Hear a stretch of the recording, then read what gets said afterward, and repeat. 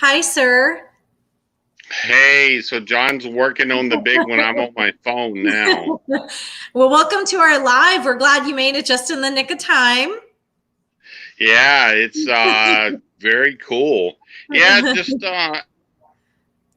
typical. You got to bring everything up, and it's update Yeah, every time you're. Yeah, computer so issues. Yeah. So, well, do you want to tell everybody? We have some viewers already logged on. So, do you want to tell everybody who's on tonight? Because I'm I super do, excited. I do. I got to do the whole thing. What I do. Wow, and now I'm portable in That's right. your living room. In your living room. Wow. Look, we can do the whole what is it we're seeing now? Yeah, Live with everything. all his Yeah, tech look, equipment in the background, ladies and gentlemen. I That's don't know. Is this I right. guess is this what are you seeing there? Is it all the cool stuff? That's right. Yeah. Yeah. Golly. It's Oh like geez.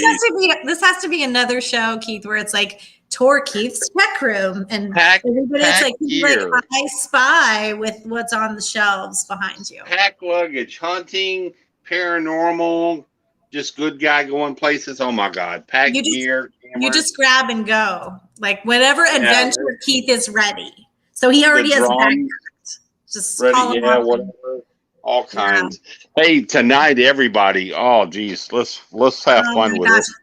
Yeah, I I know, right? Hey, everybody. Hey, oh my gosh, I totally missed our chat with we both were having separate computer issues tonight, everyone. And mine's just because it's like from the Stone Age, but that's what the delay was. So hi, everybody. Checking out all your comments now. Now Yeah, I'm everybody's getting on, and now they're coming. I think we're about to come up on the other. So wow, yeah. So folks, saying who's on the show tonight.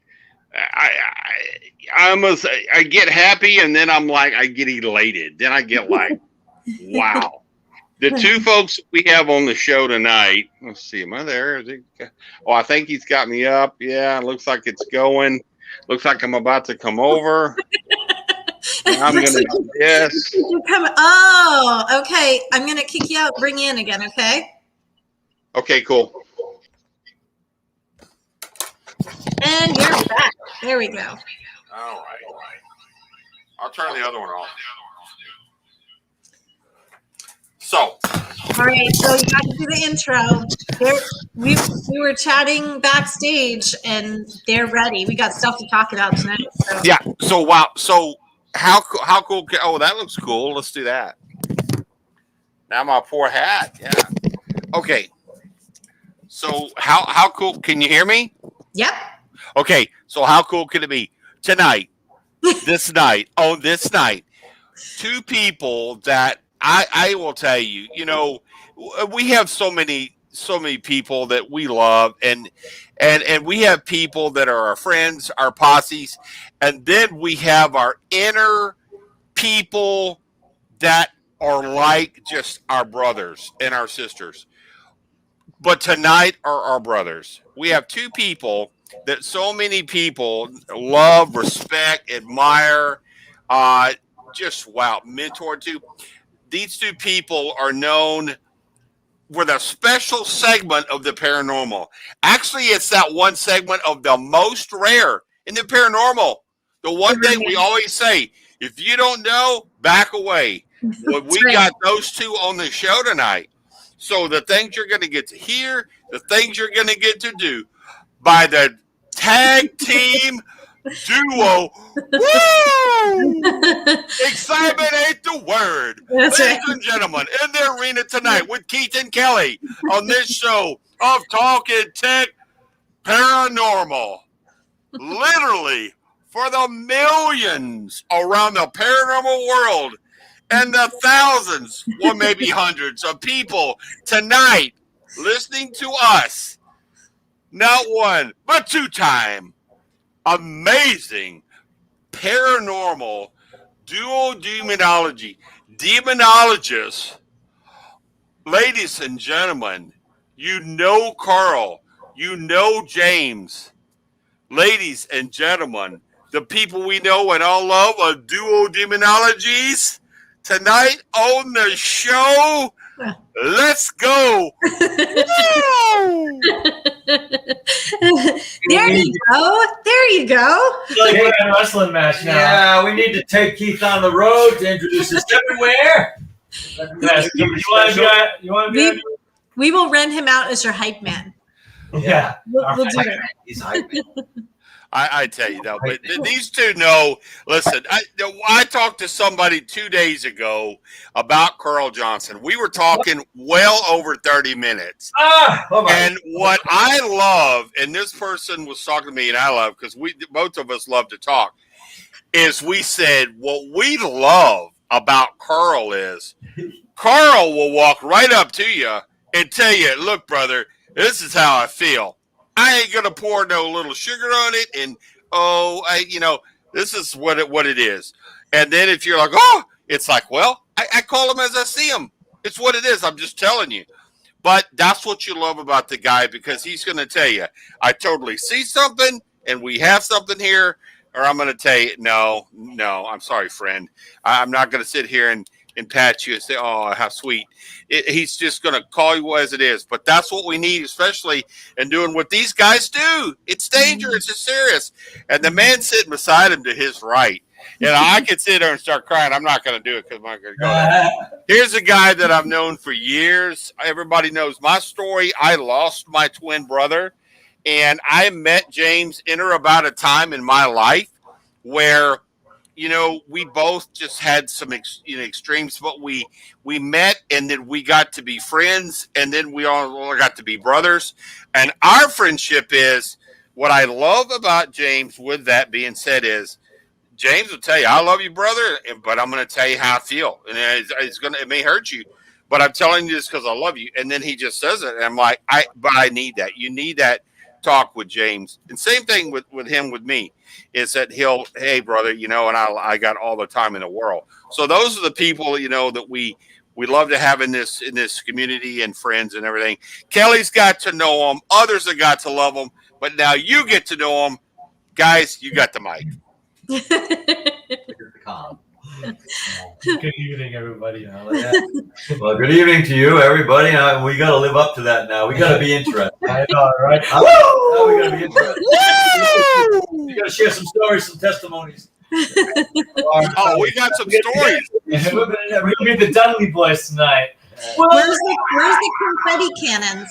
The confetti cannons and sparklers have got to be around here someplace. Oh, I know. Oh, man. That was a good intro, Kelly. Thank you very much, Keith. I felt like I was finally a part of WrestleMania. Yeah. You all had a happy 4th of July, I think. Yes. I did get to see the fireworks displays. I didn't think I'd get to go anywhere, and then North Providence, Rhode Island. I came back, and I was driving back, and there were on 3 sides there were fireworks displays, and they were like very spectacular. They were bedazzling. I was happy with that. I watched them for an hour before I've had enough. Yeah. Got my fix. Someone Caleb. So yeah, that was always fun. He loves it. Can't complain about that when you see his face light up. Like that. How about you guys? How was your 4th? Well, I tell you, Kelly, I know I've seen some of the stuff she posts and stuff. Isn't she always around the most beautiful people? It's like Kelly's around. I'm like, I just want to sit and watch the fun. And I'm sitting like, I'm in my chair at the house. Kelly's like on a beautiful location with all these amazing people. Well, not last night, because the 4th of July. Was that yesterday? Oh my God. Okay. So yeah, the 4th of July, I cuddled my dogs. They were penned against me for 3 hours. Like they were terrified. They don't take that well. Like thunder, they don't. No, yeah, thunder and the fireworks. So it was a big cuddle puddle for 3 hours. They were a hot mess. So that was my 4th. It was eventful, and it was not at all comfortable. So there's that. But we had the puppies, Petey and Bandit, and they same way. They're like, "What the hell? This isn't gunfire." I'm like, "No, it's not gunfire, kiddos. It's not gunfire for the night." But the thing with us is around here, you're going to hear them from all over. But it was a really fun. Think about what this 4th of July was, right? So 2020, not so much. Everybody, mask. Oh, I can't really tell you. I love the quote. You know, this year I think the fireworks went out and was like boom, and it was exciting to get back at it and let people get out there. So I think that's what's really super exciting. But you know, hey, but not near as much as having these guys on. I've been waiting for this literally for a long time. Do you know what's even more exciting? Keith, do you know what's even more exciting? I do know what's we get to hang out with them. We were talking backstage twice in the next several months. We get to see them in August at the Gettysburg Battlefield Bash and up in Connecticut at the Seekers of the Supernatural Paracon. So I'm thinking somewhere around. I'm ready. Yeah, I'm psyched. Somewhere around early August, I'm going to be making my way to the East Coast. I got some business to attend there. Somewhere around the 6th, 7th, and 8th, I'm going to be me and about 9 other people. Where I'm going to be on the streets of the East Coast, out fanning out, panning out, making it all go down. But once that all gets summed up and things get zipped up, I can get out to be having some fun times. But anyway, business. But looking at some things really super cool coming up is that I'm excited for the event for the Bash. I'm excited about the fact coming up for the big event coming up. You know, when you think about October and the Warrens, what's going to be so fun about it is this is a first time for a group of amazing people. But have you seen what's happened? It's already sold out. Mm-hmm. Got your tickets lined up and signed up. In advance, it's sold out here. But it's done, zipped up. I've talked to the people. They're like, I don't know. You know what? I just don't know. But I'll tell you, a lot of people have said it's like who have not got to meet these guys, be around these guys, hang out with them, kind of pick their mind. It's that they're coming to see them. Yeah. And I'm like, come do it. Because you got to understand, I say this so much and I admire it, is that these two guys do something that in the paranormal field is that very coveted special discipline that I know Kelly says it, I say it. If you have enough knowledge about it just to keep yourself safe, to back out, that's good. Mm-hmm. Then from the rest is these guys. And that's why I say to get to come and talk to them and some things that like, what is this? What could be that? I say, hey, well, here you go. So and I was going to ask them too, Keith, maybe you guys would give us a little bit of overview about what this, kind of the basic steps of what you both do, because I know we have some newer teams and newer listeners in the chat right now. So maybe that would be helpful for you to explain a little bit more of what you do. Well, we're specializing as demonologists, and that is a paranormal investigator who specializes in the, addressing the darker issues that are brought to our attention. Apparently they do happen.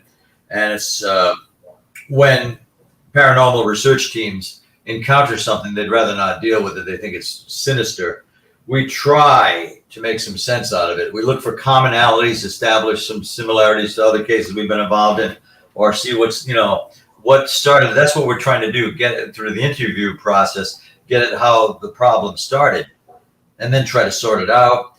And what we're looking at is how it originated within the human psyche. That's where a lot of this, the cauldron of the human mind, a lot of this is born there. And it becomes real. It imprints on the environment. I guess my definition of a demon is a poltergeist with a bad attitude. I love like that, bad attitude poltergeist. And so, and a lot of times it is people's impressions, their senses, maybe some light PK psychokinetic phenomena like bad odors, that come and go. Nobody can explain it. Items, particularly what happens is items, household items, jewelry especially, like will disappear and reappear in another, transmute over to another area of the house. Things like that happen. Sometimes, and rarely, it's more overt. I was on one case where this was usually what we hear is like, my crucifix was pulled off my neck before you guys arrived, and it's pretty quiet while we're there. And then all hell broke loose that night after you guys left. There was one isolated incident where things were happening while our investigative team, this is before James and I were associated, by the way, but I've told him about this. It was a case in Coventry, Rhode Island, And we were there watching objects fly through the air, crockery smashing against posts and walls, and people getting hit with things, and kitchen knife coming down the hallway. I just happened to turn and saw it. It wasn't spinning. It was just coming like this. And it hit the thermal gauge I was holding and dropped to the floor. It wasn't even one of her knives, the homeowner. And we had some beds moving. My chair with me in it moved all the way back across the floor. So that was gangbusters. We were having a field. And, you know, we were never able to resolve that. Or, you know, people think of us as paranormal paramedics, where we come in and fix things. Oh, I called the expert. We got to get rid of this. Well, that's really not what we do and what we can do, except we can analyze and try to make some sense out of it. Like I said, establish commonalities, try to get to the root of it. And we never were able to do much with them because they would not take advice, the couple. A short term they would. But boy, they had some interesting things happen there. And I don't think I can pull it up right now, but we had the homeowner took a picture of this apparition he saw. At one of the times they were being driven out of the house. And boy, what a face came out in that. I think he captured a demon's face in that, which eventually I'll be able to show up like in a slide and just, you know, put up there for you to see. Mm-hmm. So sometimes it does get hairy, but that was a rare thing. Wow. And it brought a lot of people out. That's what went wrong. A lot of paranormal groups were coming to this house. It was almost like a mini Amityville horror or The Conjuring. They said, oh, Carl Johnson's got a case there. And we think it's going to be like the Amityville horror. You know, and so many people are coming out there. And it became confusing. But it was so interesting to document this haunting, how it started and what made it progress. And I still do think it originated within the minds of actually, the target was the lady of the house. It always was around her, you know. But what eventually stopped it was they moved out of the house. They were driven out. They'd only been there for like, I think, 4 years in that house. And eventually the couple separated anyway. So it all dissolved. But for a brief time, there was the perfect storm of paranormal manifestation. I tend to, resist categorizing these things and lump them all together with poltergeist activity. But we had indications of a demonic haunt, human interactive intelligent, and poltergeist. All these were manifesting there. Wow. So we didn't know just what to say it was. Mm-hmm. So it settled on overall poltergeist activity because it was so physical.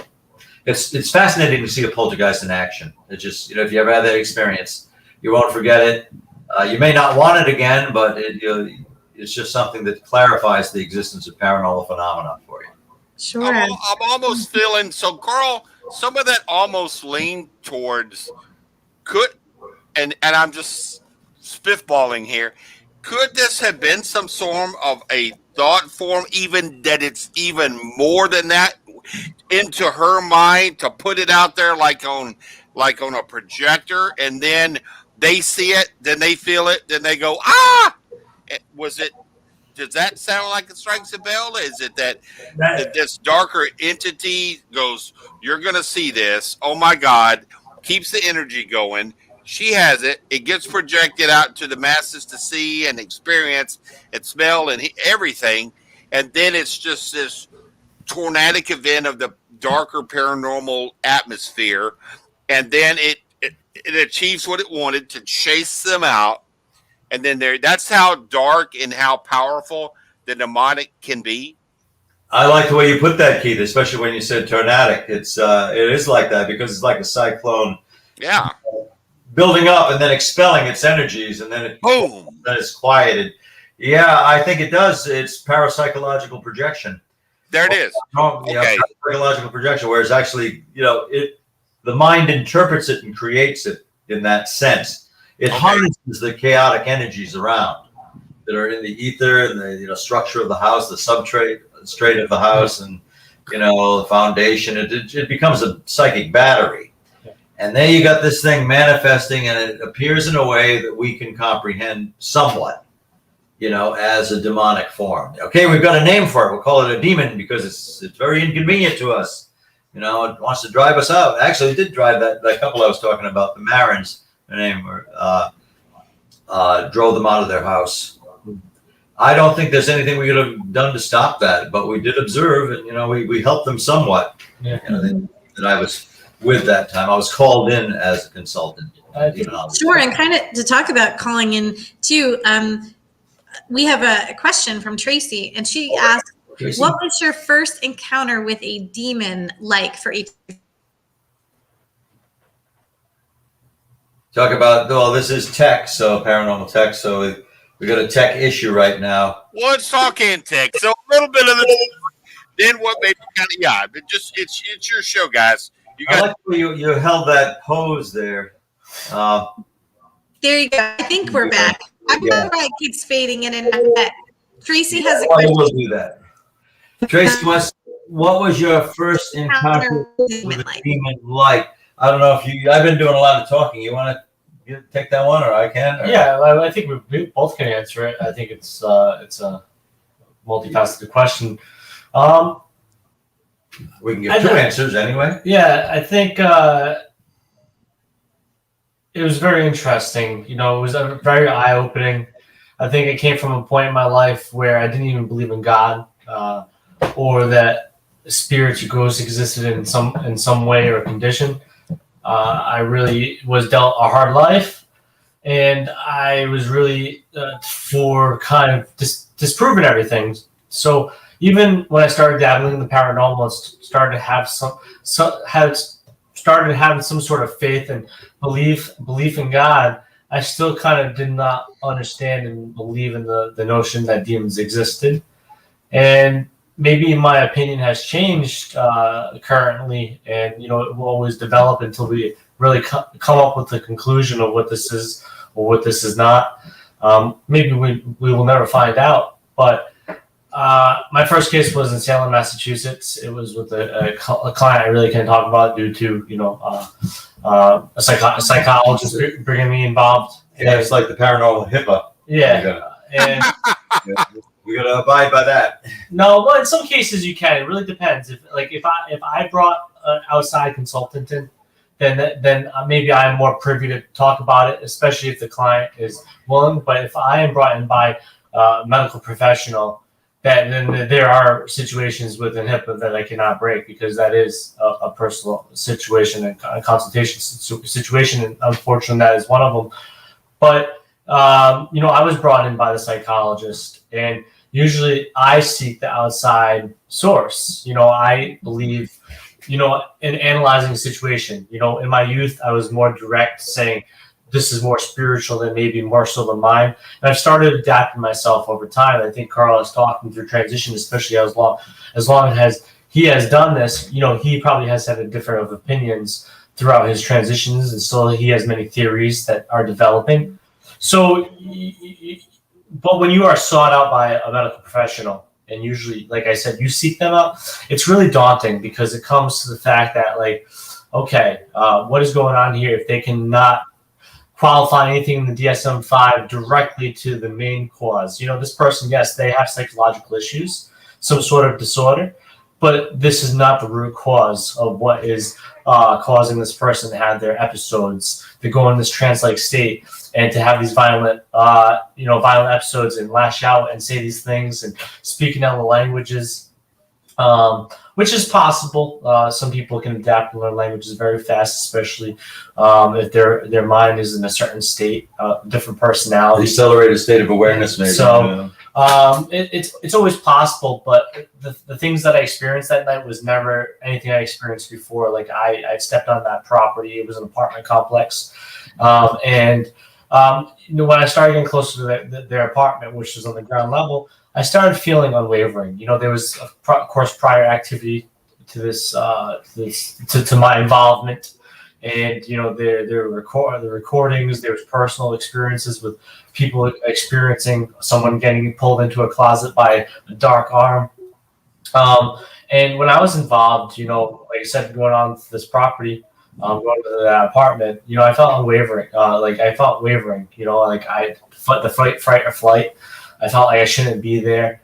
And, meeting the homeowner and, of course, the family, it was uneasy. Being looked at by this person Maybe it was some, of course, psyche involved with myself. This is an interesting situation, interesting dynamic.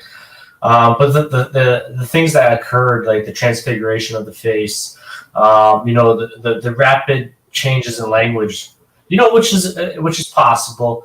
But the strength, the agility, of course, things that weren't really preternatural beyond this world, but it was very interesting. And the disfiguration and the situations that occurred, the feeling within myself, the dynamics that occurred afterwards, where the people that were involved in that case split apart and went up their separate ways and in very bad disdain. And it was just a ripple effect, not just the case, not that situation, the things that occurred from it. So my first encounter was, very eye-opening. The one thing that it did to me, though, is instead of shake me and break me, it really made me understand. Now that I understand what I saw this night, I think that I do believe in God more so now. I do believe these things exist in some form. It made my ability and my faith in God stronger, because I was able to see the what I would believe is the evil in the preternatural sense. So it was a reinforcement for you. It was a reinforcement instead of tearing my walls down. And that was my first. It could have gone either way. They could have. They could have demoralized me. They could have stopped me from doing. Because that was my first. To me, that was my first demonic case. Yes. And somebody that went under the influence of possession. Mm-hmm. So that it was. I have rosaries that I still carry around with me, where the person grabbed them and they're oxidized in the locations, and that kind of metal doesn't oxidize like that. And where it was touched is tarnished. And it's crazy to me. Just it was an eye-opening experience for sure, and I think it always will follow me. And I'm glad to have experienced it, but also it's given me some understanding does exist. But I hate to see people go through those pains and sorrows. And sometimes, like Carl said, unfortunately, it is most of the time. Unfortunately, it is the person. And that had a lot to do with that. Which as makes well. it more complex. It does, yeah. Really. But yeah, if she still wants to listen, my first encounter with true encounter with the demonic turned out to be a full-blown case of demonic possession, and the subject was a 14-year-old boy. This was in Providence, Rhode Island, in 1980 to 1981. And so, I was a kid, young adult. And I was called in because I had a reputation as a paranormal investigator who would stand his ground. I knew the family. They were Hispanic origins. In fact, I had lived in Puerto Rico for 4 months researching the Santeria, and losing a lot of weight because I didn't have a lot of food to eat and all that, and no money. But so I did know this family. I'd stayed at their house when I was in Puerto Rico, and when this boy started having his episodes and he seemed to be taken over by an invasive personality, my thought was it was probably a form of epilepsy, and it was manifesting as what they used to call dissociative personality disorder. It might still. So I was invited to stay the night and observe him. It all started when he was walking through a cemetery in the west end of Providence, and he found a woman's glove on the walkway, and he picked that up and brought it home with him, and then the glove disappeared. He was going to bring it back. He started to get spooked by it. Now, I took a lot into account. He was in his formative years, 14 years of age, establishing his own identity, being of Hispanic. Although he was born in New York City, they embrace a belief in spiritual influence more than many of our cultures in America do. And I stayed overnight to observe. So his bedroom was adjacent to where I was staying. I was reclining on a sofa, feeling a little on edge, apprehensive, but probably nothing was going to happen. I was hoping he wouldn't go into one of his episodes. So at 1 a.m, I was dozing off, and I heard this shrill scream. It was as though he was being flayed alive. It didn't even sound like it was him. It's terrible screaming. And I thought, oh my God, there's a fire in the house or something. So I fumbled for the wall switch, the light, the overhead light. I turned that light on just in time to see his bedroom door swing open. And then his body was thrown out of the bedroom, tossed. And he did things that seemed physically impossible. Yeah. He was crouched in a fetal position, but his body was spinning around rapidly and banging into the walls, careening around. Of course, I stood there transfixed. Mm-hmm. What are you going to do? And then his family entered the room, and he did a backwards flip and stood on the sofa where I had been reclining. He started to bounce up and down, and this horrible laughter just issued from his throat. Wow. And he's flapping his hands. Then he looked at me, and I looked into the face of hatred, and he flew at me. Now I had to restrain him. I was my normal 200 plus pounds, so I was leaning on him, and he just pushed me right off. And so if you can imagine this cacophony, this bizarre scene, this is all within about a minute, maybe a minute and a half, but it was, it seemed longer. And then he came to his senses, but he was shaken and crying, panicked, calling for his uncle.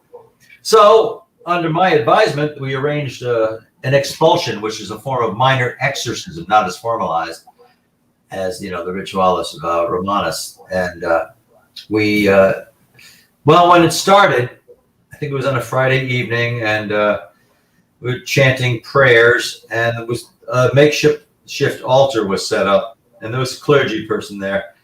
And so the boy was seated there looking rather nervous, but smiling. His name is Lucas, actually. And so when it started, this expulsion ceremony or act, the house groaned. The floorboard shook. It was like a truck was going by, or an earth tremor. Didn't know what to make of it. It just shook. And then it became eerily silent. And this is the first time this happened out of 2 times. My chair, I was seated in, we were seated in a semicircle. I was in the center part. My chair moved back. I went to the wall behind me.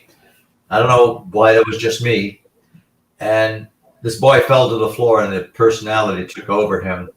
So it was about an hour we were working with him, trying to get this, whatever it was. We had to treat it like an invading spirit, like a demon, whatever its cause. That's how we had to externalize it. And I remember seeing there was a picture of Jesus on a table, and I was hoping he would look over at it. And next time I looked at that picture, it was upside down.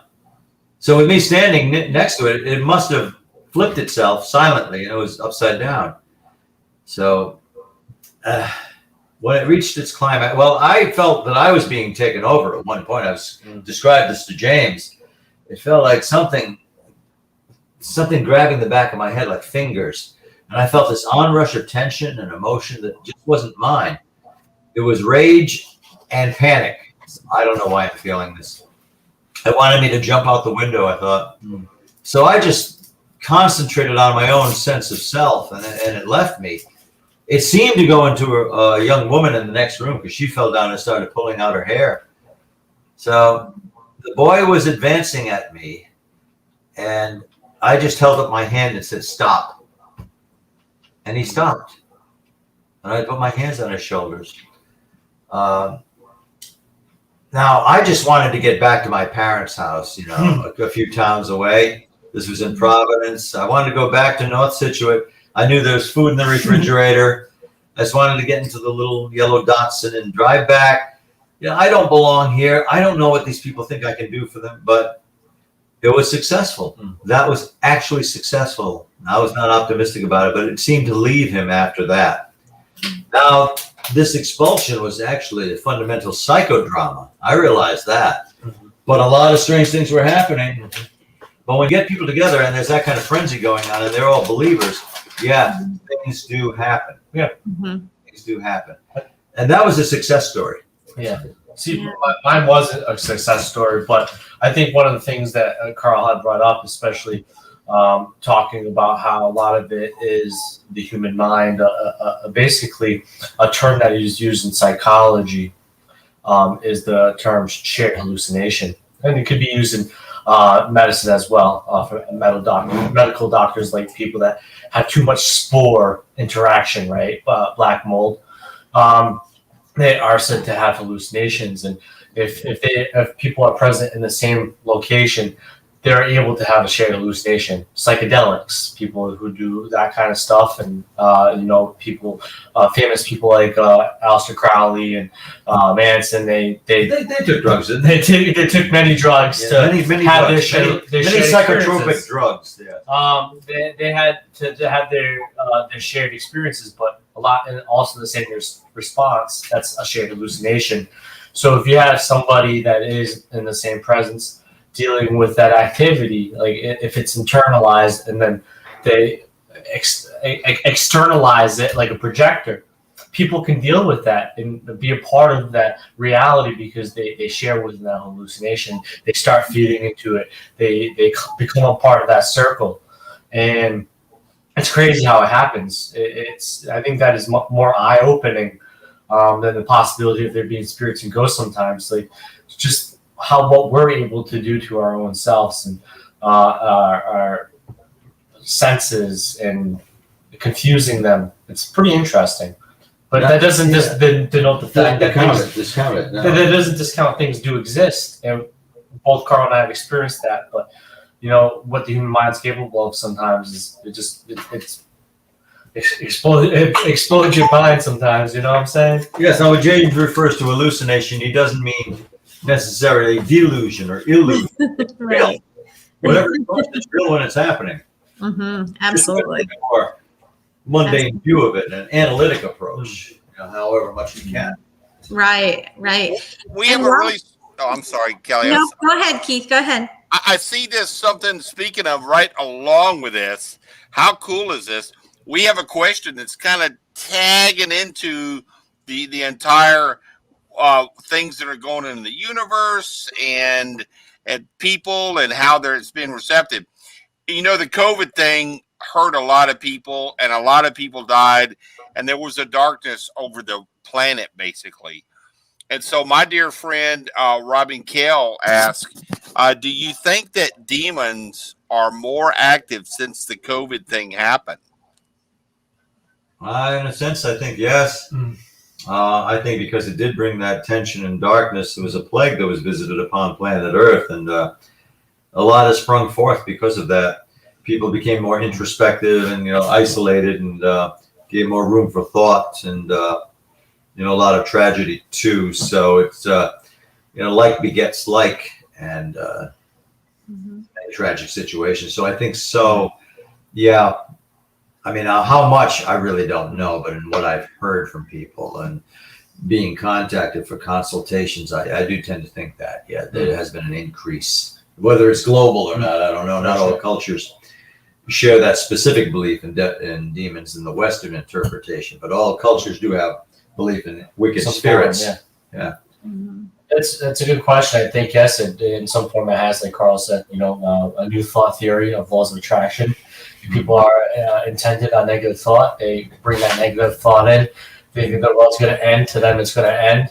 So I think it does. And of course, back to the point of shared hallucination or illusion in some form is, cabinet fever, and a lot of the other disorders that come from being trapped in a house, not being able to do your social activities, limiting yourself, and limiting who you are as a person that's supposed to live and breathe and live.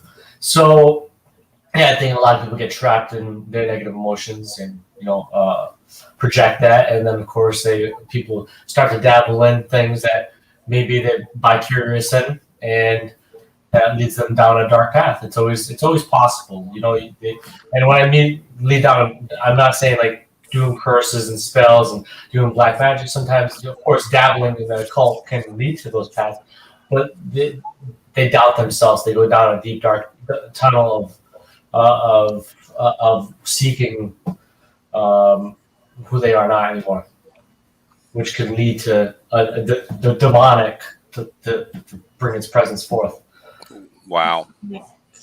Well, and kind of along that lines, as far as how people interpret that energy, our sweet friend Flip has a good question. He says, what advice would you give to experienced investigators who are quick to label all negative hauntings as demonic? Yeah. Makes it easier to interpret, doesn't it? You know, it's of course it's very easy to apply that term demonic because we have such an impression on what demon means in our culture now. And that was largely defined with the advent of the novel and then the movie The Exorcist. You know, that in 1971 and 1973, you know, respectively, when this was introduced to us, suddenly people know that a demon can possess, and into a very medieval interpretation of a demon, really. Now, don't be too sure to say it's that, because again, I think I go back to poltergeist. I prefer that term. Influence. That's my word for a demon, is influence. You know, it just defines it more when you say demonic. As I go on in my paranormal studies, I find that the definition is less firm. You know, the categories between poltergeist and demon. You know, human spirit, yeah, sometimes they do seem to speak to us and they're interactive. They're strange, you know. Very limited vocabulary, but sometimes you can get a little conversation going on with a human-generated spirit. Just don't think it's going to abide by the rules that you think a demon would. You know, if you splash holy water on the wall, well, again, that's a reinforcement of a faithful act, but you know, it's not necessarily going to make the thing go back to hell. You know, it could take a long time. Yeah. Hey, it's back again. That was one day of peace, and now my bed sheet's pulled off and around my neck. But yeah, it's persistence, to be sure, when you're dealing with let's say an inconvenient entity. It may seem to be evil, but it's more like startling, you know, because you don't know when it's going to appear and strike. You know, one formula for banishing a demon is you get a real skeptic in, somebody you may not even like to be around. Oh, there's nothing to it, you guys. You know, come on. You do that so well, Carl. God. Yeah, I know. Forget about it. I've seen psychokinetic energy. I know there's a mind force. Nah, come on, you guys are looking for something. You bring somebody like that in, he'll aggravate the spirit so much that it won't show up for a while. I've seen that work. You know, you don't want to keep him around either, because he's worse than the actual paranormal. This paranormal activity is interesting. Yeah, come on, you guys. Yeah, what do you want to sell tickets to things? Come on. Yeah. Somebody like that will actually negate the evidence. You know, he'll take it away. He'll ruin a good party.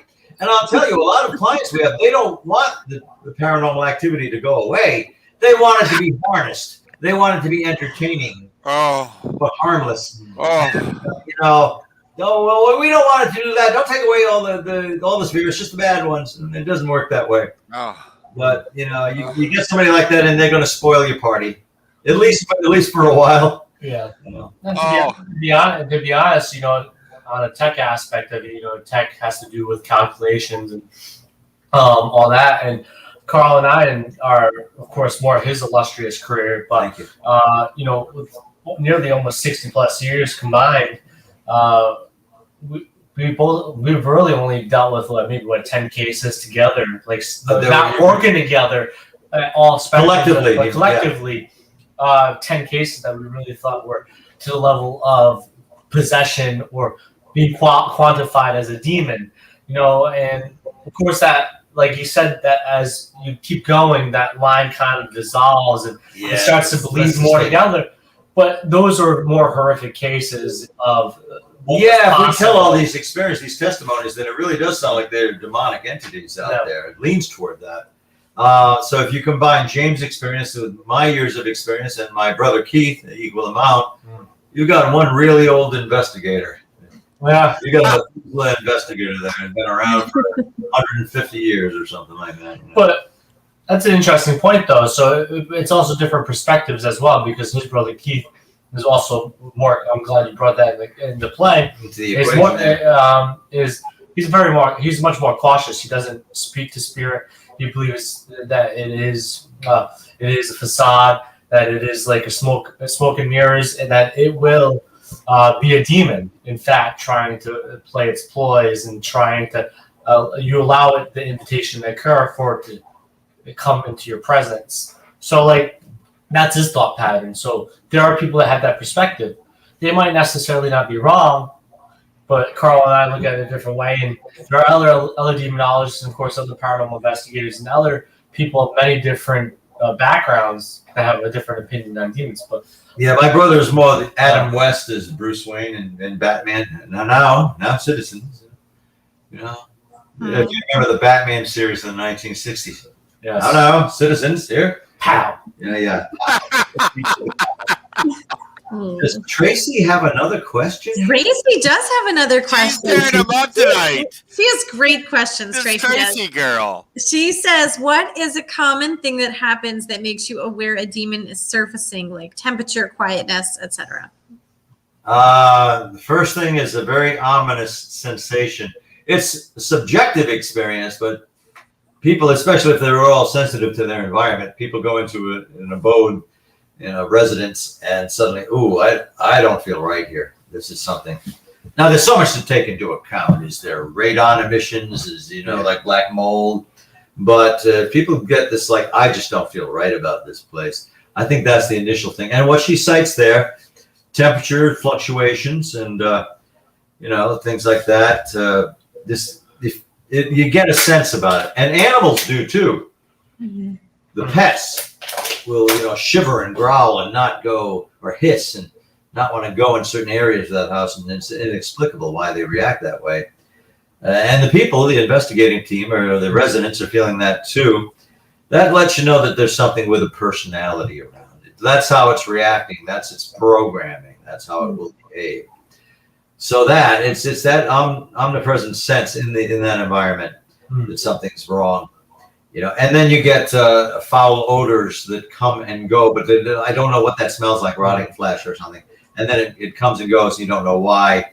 That could be something natural wafting up, but if it's inconsistent, you don't get that all the time. You wonder about it.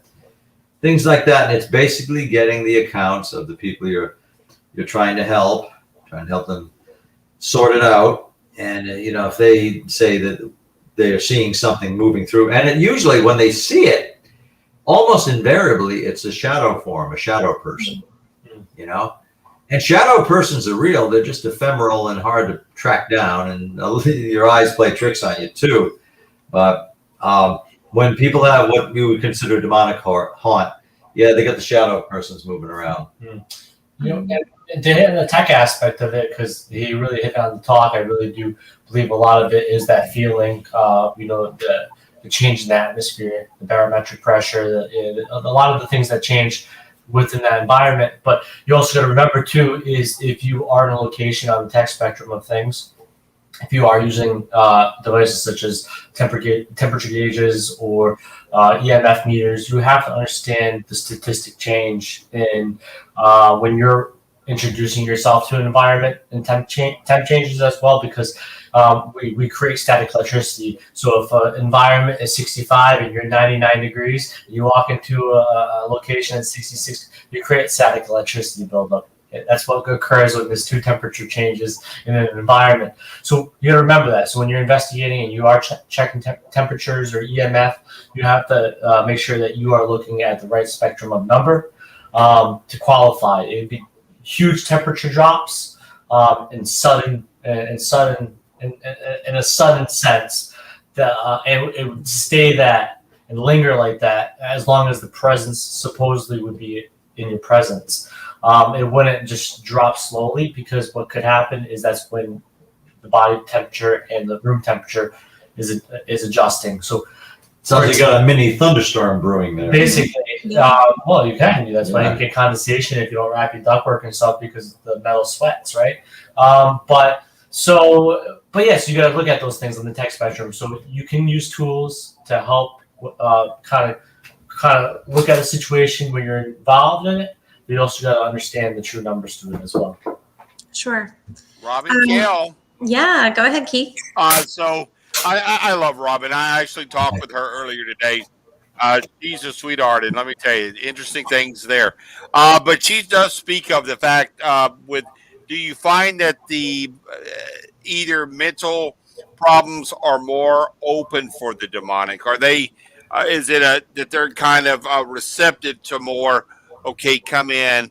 Life's hard, and then they're more open to being possibly affected more than what somebody else could be. Yes, persons with emotional imbalances and disturbances are prone to haunted situations in general. They may be the element that incites the haunting, stirs it up. There should be rules against that, but there aren't. Like if somebody's going through a particularly stressful time, a traumatic period in their life, and a period of adjustment, that's when they're more vulnerable to these, especially if they have a belief in hauntings and the paranormal, that they can be affected by it. That they create a lodestone, like a magnet, that will bring this in. Not invariably, but some people are prone to that.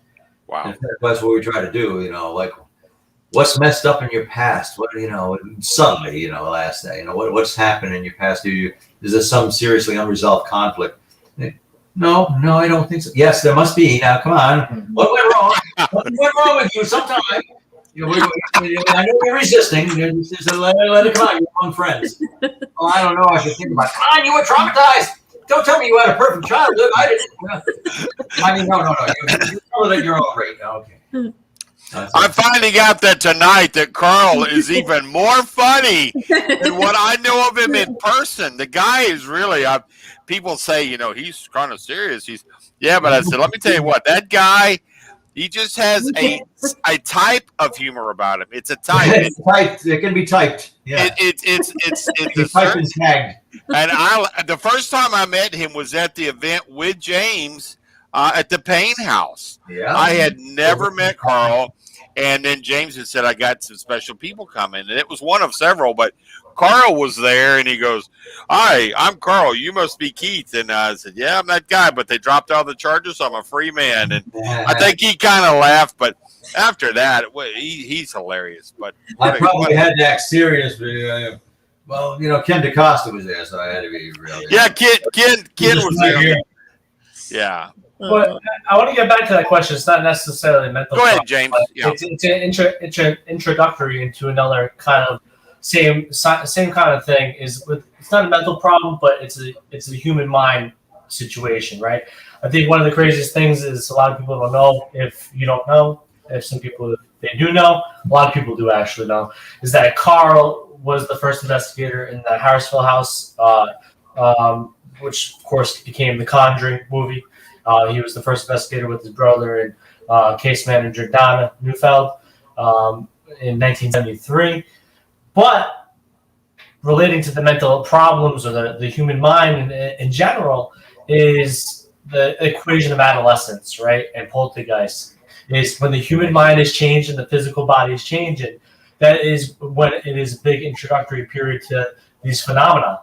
And of course, in that sense, it's when the mind changes, is if there's a disorder in balance or a new element being introduced, there's these possibilities, these outside influences latching on or being created and becoming part of the reality. And I really do believe, and I don't know if Carl can attest to this, but I do believe a lot of that. I wasn't there in 1973, but looking at the cases that I've been involved with and being at that house, of course, you had 5 adolescent women, little girls, under a house that had, a lot of history to it, possibly did have activity, but you had 5 young girls going through adolescence, going through womanhood, changing, their minds changing, and they're the battery to the location, and that the activity is brewing off of them. So mental problems, the human mind, physical changes, human adaptability. When we change, the environment changes, and that's what things can be introduced. So, yes, people with mental problems can experience demons, of course. Wow. And Tracy has a follow-up question as well. She asks, Tracy's back. What is the longest documented possession that you know of, that you've worked with? Annalise? There must have been longer cases that I probably years, to be honest with you. But I don't. There was an Italian case where the woman had to keep coming back for years. It would be suppressed for a while, like a virus, and then. Yeah, it was. Well, I think that was the basis of The Right, that movie. I think that was one of The Right, yes. But What's it called? Yeah, so I would say Annalise Mikel in Germany was pretty long, which caused it to be banned in Germany because due to her death due to malnutrition. But yes, yeah, Annalise Mikel is more of the most modern, but there are probably a few that have lasted a few years. Some maybe with, of course, a good conclusion at the end. Annalise Mikel, of course, failed miserably due to medical situations, but. Yeah, Annalise Mikel, but there probably are quite a few that are very long. But the ones I've been a part of, especially with some clients that weren't necessarily possessed, but were dealing with some sort of affliction, was probably 2 years. Okay. Wow. So it's still a long time. Yeah. Well, come on, Keith. I hate to bring it up, but remember that case that I brought you involved with in Texas? That case is over 10 years old. Almost, and it's still, I talked to a guy the other day from Canada, and we just continuously loop, and we're out there going and calling and sweat equity, and I don't disagree though. Like a lot of that I think is, of course, the mental mind. I did experience the phenomena when I was involved in that case. Yeah. Texas, and I think you did as well. But a lot of that element is the person. So 10 years is a long time, Keith, and you were there. It's a truthful, factual case. You were there. A lot of things happen in 10 years. 10 years is a long time. And that's a case. So what's interesting about that is that the reciprocating type factors that are the act out, hey, I need help. Oh my, you do. You come in, you do have some significant findings. Then you have your interjection as to, okay, here's some things that should help. And then it's like, well, if the help fixes it, then I don't get to have the, hey, I need the help. So it's that continuing storm that loops that. And it's not, and sadly, it ends up being the individual that loves that type of attention, and then it just continues. And it's like you eventually got to get off the merry-go-round of the paranormal at times with that and say, look, best of luck, Godspeed, and then you go from there. But yeah, James is right. That's probably still ongoing at this time. So yeah, people get too wound up in it. Those situations are not always resolved. They don't just go away. They recur. Right. At times. Rarely is somebody just outright cured. Now, the subject I dealt with all those many years ago, Lucas in Providence, Rhode Island, he did seem to be cured. He had his own types of expression. I'm not saying he led a placid life after that, but I knew him for a few years afterwards, and he didn't have recurrences of that invasive personality. That's a rarity. I think usually need to be dressed because the person's always vulnerable. Ed Warren said that. He said once you are recognized by the demonic realm, you are forever marked by them. They'll recognize you then. That's interesting. Amy and Steve Deshawn, so Steve Deshawn's, of course, Amy on their show, and almost 99% of the time they go to Amy and says, so Amy, what do you think? Well, here's what you need to do, and I think we can have resolve. There was that one time where they turned to the folks, the clients, and says, is this going to get better? And she says, you know what? No, you're going to have to come into this building every day and pray. You're going to be able to be here and interact, but it's not just going to go, it's here. It's here. And I guess that's going to be, there are certain cases where it's just, maybe it's in the ground. It's there. It's there. It's going to stay there.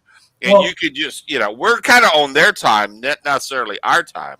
Well, it's also the influence too we put into the battery. You got to remember, like the Father of Medicine, Hippocrates, perform exorcism on people as a form of psychotherapy. So for some people, they believe they are demonized, then they get an exorcism performed on them. It works. So for some people, they're so thick-headed that sometimes they get what they want. Sometimes they get what they want, the help they get. Sometimes just it's an attention thing at that point because they get what they want, but it's still a lingering issue, unfortunately. And some people, it's a vice or a sin, what you want to call it, that is what antagonizes the issue. So if it's drinking, like if they're it becomes symbiotic. The spirit, the invasive spirit is fed, the person is fed. In a sense, they supply a mutual need for each other. Right. And then, like I mentioned, a lot of people don't want the haunting to go away, though they may say they do. It empowers them. Yeah, some say it gives them power. I've heard people that supposedly have bad abilities and said it has heightened their senses, and they don't want to. They're scared of what it will when it goes away. And I'm like, it's kind of like, huh? Like, double that sword, you want help, but it doesn't sound like you want help. Like, you wasting my time right now. And sometimes it feels that way, but sometimes I understand we're human. We have ego, the niche. Sometimes they just come accustomed with it. It's really not it's just a thorn in their side, and that's all it is. But really, they become entangled into it. Mm-hmm. So, I wondered for you guys now, coming up in October, we said that the Warren Seekers of the Supernatural Paracon is going to be, and we're all going to be there in Connecticut, October 30th. And can you tell everybody a little sneak peek of what you'll be talking about at that event?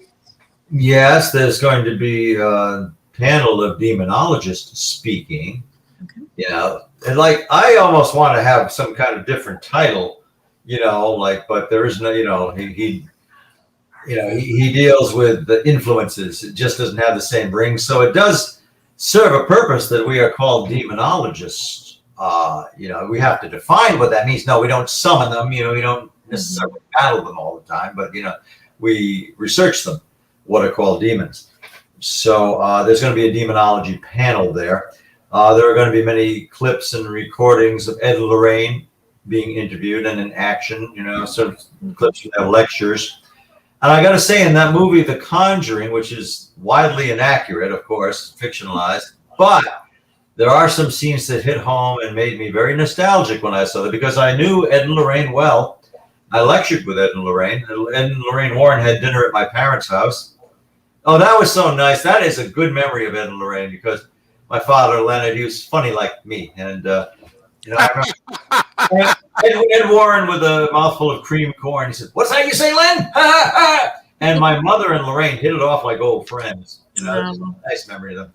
And when you see that scene where Mrs. Perrin is introduced to the Warrens, in the movie scenario, she seeks them out for help with the haunting in her house. Not the way it really happened, but you see the elegant Lorraine Warren seated in the audience with her daughter Judy, a cameo appearance. And when you see Ed and Lorraine lecturing, and Patrick Wilson is Ed Warren and Vera Farmiga as Lorraine Warren, and they have a banter going between them, and they're explaining what they do, and people say we're kooks, mostly. It's like, that is as close as you can get without actually seeing their lecture. That's as close as you can get to Ed and Lorraine, because that's how they were. That was their presence. It was a pleasure to know them, to hear them speak. I don't agree with much of their methodology, and that was known back then. But that is very close to, that portrayal is very close to what you see with Ed and Lorraine, what you would have seen back then. Going to a lecture hall and hearing them speak like that, and you get to know them, you get to like them. Back then, yeah. And so that's how they can be, through memories, through film clips, and that kind of replication. And you're going to be seeing a lot of that at the Warren Seekers of the Supernatural. And don't forget the museum. Most of the items from the museum will be there too. Oh yeah, many museums from the Warrens Occult Museum, which they're boxed and cordoned off and do not touch labels. A lot of that is going on, and so it's going to be a good experience. I'd like to get up there, and I hope I have an opportunity to speak my recollections of at least a little bit of Ed and Lorraine, because that's what it's about, the substance of the conference.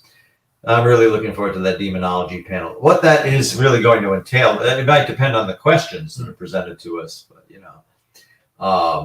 there'll have to be some interesting questions, like we're getting this evening. For sure. I so enjoyed the panel up there at Eastern State when we had Ken DaCosta, and it was James and you and your brother, and I want to tell you that was that was so special, because you guys were. It was fun because I don't know if it was, James could tell you. I think it was maybe one of the first times that he was there with you two, and it was like super, like, oh man, I'm getting put up with Keith and Carl, like golly, like I'm James Annitto, and I was there, and I was like, James, go do it, buddy. Go do it. You got it. You know it. Go do it. Fist bump. Go rock it. And he got up there, and I gotta say, I think you would say he held his own. He did what he did. He was right there, and rock it, brother, because it was special. It was, and then I get to go on, of course, the Michigan Paracon when he had the big one. Woo! And it was there with all the folks. I mean, it was a big panel then with, God, hundreds of people in the crowd. And that was that was, of course, with Johnny Zaffis and Nick Groff. And it was a big one. But that was special. That was a cool one, too. So, when you get up there, there's no script. You kind of really got to be on point, because you could literally fold your hand. You're there and somebody asks you a question. And if you don't have some basis of a foundation of a real, I'd say, demon type education, to where you've read, you're there, you can hold yourself tantamount to being a fool, because you guys are there and you're going to look at it and say, what did you just say? So there, other than some disciplines, I'll just say that, you can say, oh, the wind blows and things are chasing me and they're this, and it's like, oh, they are? Oh, it's a great, but in this, you guys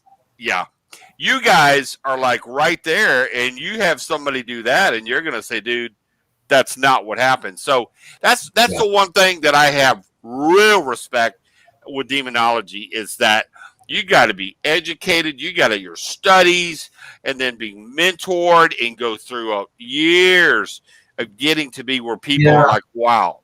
So, that's why I've always said hats off, because it's the one thing that I hold sacred in this paranormal field, that, let's just say, you can't really fake. If you do, and there's one out there now, if you've seen the one that's out there that was on, I think it was Dr. Phil. And even Dr. Phil was ripping this guy. Like, wait a second. Now you're saying you're a doctor. Now you're saying what is it? And man, this guy tore him apart like a shark in bloody water. And he's the one that charges to go to locations, right? So it's well known. See, Keith, I just put clerics on. I just look like a priest. So yeah. So you guys, and Carl, though, he's like, come at me. I mean, look at my past. Yeah, I don't know. For one thing, it is a subject with which I am familiar, but we are dealing with the unknowable. So a lot of it is just like dunno, D-U-N-N-O. But I have that ability to think on my feet. I can start speaking. Somebody can address it. I can address somebody's question, and I'm starting to answer it, and I'm thinking of formulating what I'm going to say while I'm answering it. Right. Or I'm gonna come up with something, but I'm starting to address it and let the person know that I'm engaging their question. But I'm also like extrapolating and like trying to pull information out, like, oh, I'm gonna answer this and sound cogent and all that. But you're pulling it out of your brain instead of out of your down where your boots are, right? Yeah. And so and that is the thing, right? Is that you got case studies, so you got many years of documented locations, outcomes, much like science. I was relying on a story, a true story, and I am what you could say an effusive and extemporaneous elocutionist. Can you say that? Can you claim to be that? Can you? I'll interpret for him. But no, but I mean, I can talk, and but without BSing. I can and if I don't know something, I'm going to say I don't know, but I'm going to relate it to something. I'm not going to give you no answer. Right. Leave you without some kind of response. Wow, and wow again. I tell you, you guys have been on here. Here it is, like 8:17. We're past our hour, but it's like 9 something there. I got a reminder not to stop. I was answering. I thought I was answering a text message, and I looked and it said, "Oh, what's this?" And it says, "Stop looking at your phone, lol." Okay. Oh, yeah, I see that. Lisa, she's on it. She's a sweetheart. Elise, yeah. That was Elise. That's her. Yeah. So some of the ways of being able to get in touch with you guys. I mean, because you guys are going to be at that event. I think you're going to come hanging at the bash. You're doing 2021 tour Daemonologies coming to a city near you. Get your tickets in advance, guaranteed to sell out. Tell us a little bit about what you just coming up to, going to be at, and then ways to get a hold of you two rock stars. It's about Gettysburg, and then of course I almost want to say Warrenology because that is a forum. We're going to be at the Gettysburg conference. Take a left at Syracuse, follow it down straight, and you'll be in Gettysburg. And that has been maybe August 22nd, 21st, and 22nd. I think so, yeah. Yeah, and then we have Portland Paracon, October 7th. and we have Mass Paracon, Massachusetts Paracon, September 17th, 18th, and 19th. And then the big one, of course, on October 30th is the Warrens Seekers of the Supernatural. Yeah. Wow. Warrens still draw an audience, don't they? And then the weekend after, I think we have Salem Salem Con, Paracon. And then there's going to be Ocean State Paracon with Ken DaCosta Whatever that is. in Yeah. November November 12th and 13th, but it is November. Yes. Wow. So, I mean, that's that. How cool can it be? So many places to go. I will tell you, if you have not got to meet these guys, not only do the fun you see on the show, getting up close and personal with these guys at the booth, you're there. I've had the pleasure of getting to be at the booth with James, because he's going out, talking to folks, hanging out at the booth. I've learned a lot just doing that. But these guys have went from that now to like they're just blossoming out to like rock star.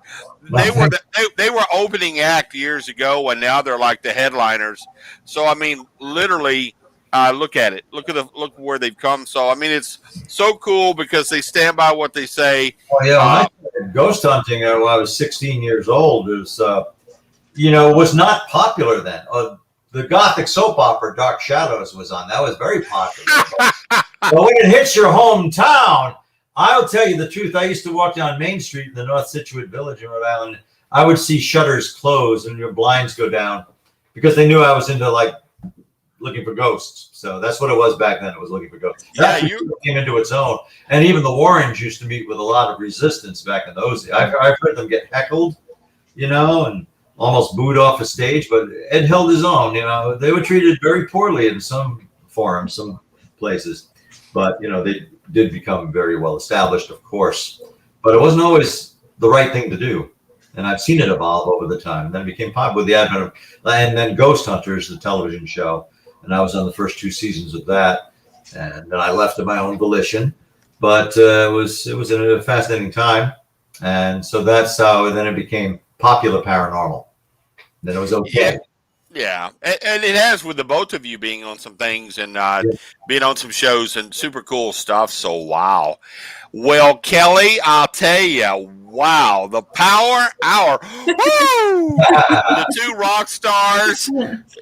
Love it. And if anybody has like individual questions or want to follow their events or what they're doing next, you both have an Instagram page, yes?